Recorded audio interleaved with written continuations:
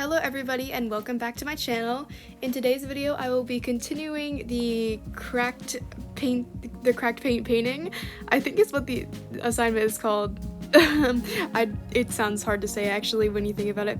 But anyways, moving forward with the project, after I got done laying down my skin tone and everything, I moved on to painting the white of my dress in the picture, which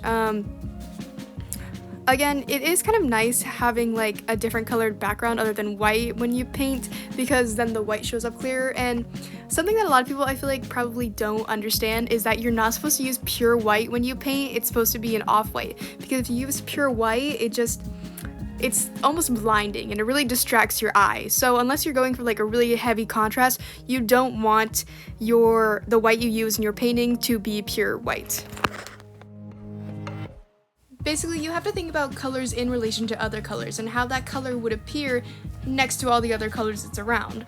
So, for example, you might want to use a cooler tone red if your painting is more cool toned, or you might want to use a warmer toned red if your painting is more warm toned. And it's the same thing for using white or black. Oftentimes, you're not going to want to use pure white or pure black unless it's a stylistic choice. And yeah, so also, just generally speaking, in real life, your eyes aren't pure white either. They're off-white. So are your teeth, no matter how much you whiten them. And yeah, just generally speaking, nothing is ever pure white unless it was manufactured that way. So also, it makes it more realistic. And anyways, in this part of the process, I'm just trying to blend out some of the shadows on my face and just kind of sculpt out my features just vaguely for now, because I need to lay down the foundation of the shadows before I get too caught up on all the details, which I am bad at. I often get caught up on the details of what I'm working on and I forget to think about it as part of a larger picture, as you can see right now, because I'm using a very tiny brush to work with when I should just be painting in bigger shapes. But that was something I learned during this project, I think. I learned that little details do count, yes, but also you need to make sure that you're not losing sight of the big picture of your drawing. Yeah, I think that's important to keep in mind. So yeah, I was just continuing to just kind of put values in the places where they were on the picture. As you can see, I'm using a reference picture for this. As I've said previously, always use reference pictures, or else it's just not gonna look like how you want. My art teacher always says, draw what you see, not what you think you know. And I definitely think that phrase has helped me a lot and has definitely made me realize the importance of references, because if you're just drawing from your head, chances are you're not gonna be able to translate your vision very well, because you're not able to see a reference and you're probably just gonna have really inaccurate shading and anatomy and stuff like that. Here's how it looked. That's how it looked at the end of that day of painting. And honestly, I think before you add in a lot of key details like eye color or something, and especially the shine of your eyes, paintings can look a little creepy. They just I mean, look at that. It just looks kind of I don't know, just really unsettling. I think in this clip I was pretty aggressively mixing some paint.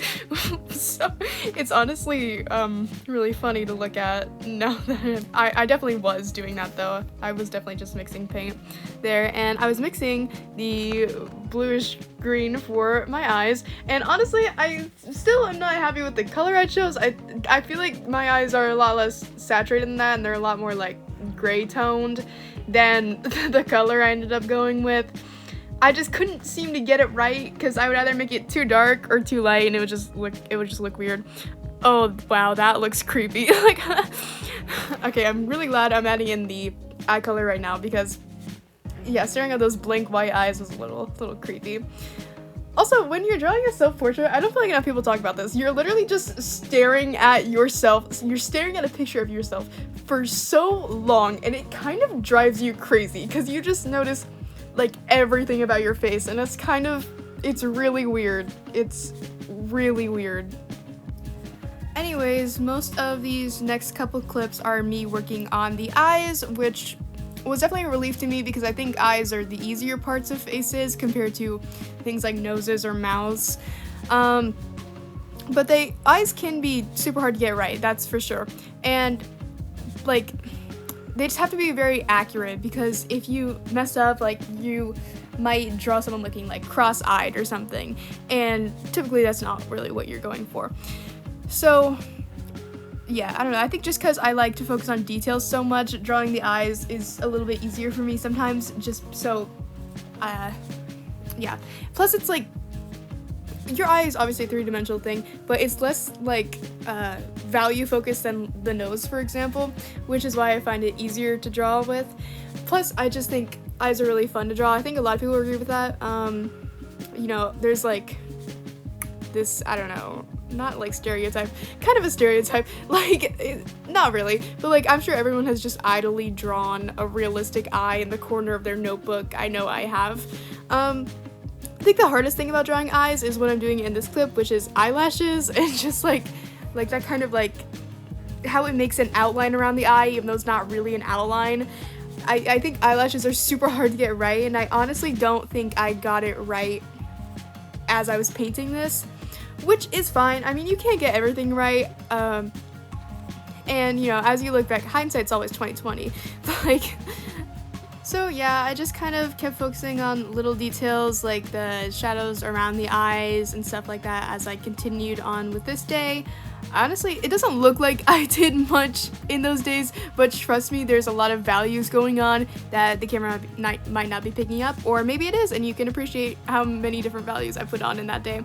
But before I moved on to something like the hair, which is gonna be a journey, I really wanted to make sure I got most of the key values of the face, that I got the eyes down, that I was happy with them, because I just find it harder to start working backwards. Plus, like, with acrylic painting, you mix so much color, and you really don't want to have to somehow mix that exact same color again, so you really don't want to waste what you have with acrylics. It's just really important to make the most out of the colors that you mix in that moment because they're really hard to preserve. And yeah, here I am just adding the shadow between your forehead and where your face curves in towards the bridge of your nose. Adding in a couple other details right before it looks like I have to leave. Actually, the bell probably already rang because I was always late to my 7th period class because of this project, and that's okay because I like doing this project, and I hope you've enjoyed watching it so far. Thank you for watching.